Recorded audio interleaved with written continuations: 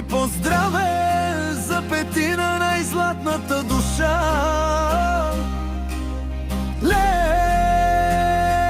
ле, ле, ле, ле, лей, о, лей, ле, ле, ле, ле, лей, о, лей, ле, ле, ле, ле, лей. Когато имах, бяхме много на всички благата ръка. Всеки черпех, на всеки подавах ръка. Масата пълна, къщата с верни очи. Всеки се кълнеше, с теб сме до край, помни.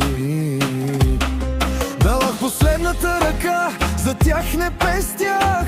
Когато плачеха, стоях до тях. Бях им опора, бях им щит и стена. Мислех, че правя добро, аз събудих злина.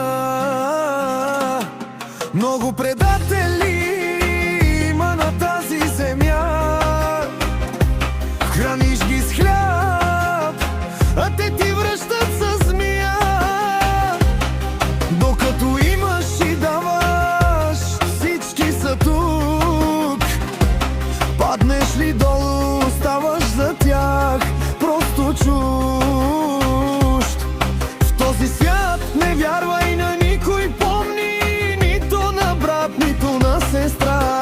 Кръвта не гарантира човечност и чест. Всеки те гледа със сметка и сляп интерес.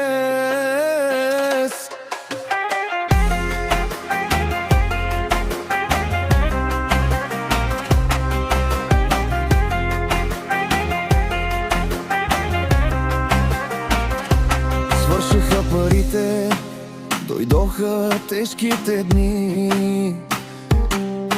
И изведнъж останах сам в самота. Няма ги братята, дето се кълняха в мен. Няма я и сестрата в най-черния ден. Всеки се покри, всеки си хвана пътя за миг. А бях до тях, когато надаваха ви. Сега разбрах, кои са били на масата гости. Вълци в овчи кожи, дето гризат моите кости. Не ме яд за парите, за тях не тъжа. Яд ме, че живях в една голяма лъжа. Но тази болка ме вдигна, направи ме звяр. На никой човек вече не ставам паднал да. Много предавам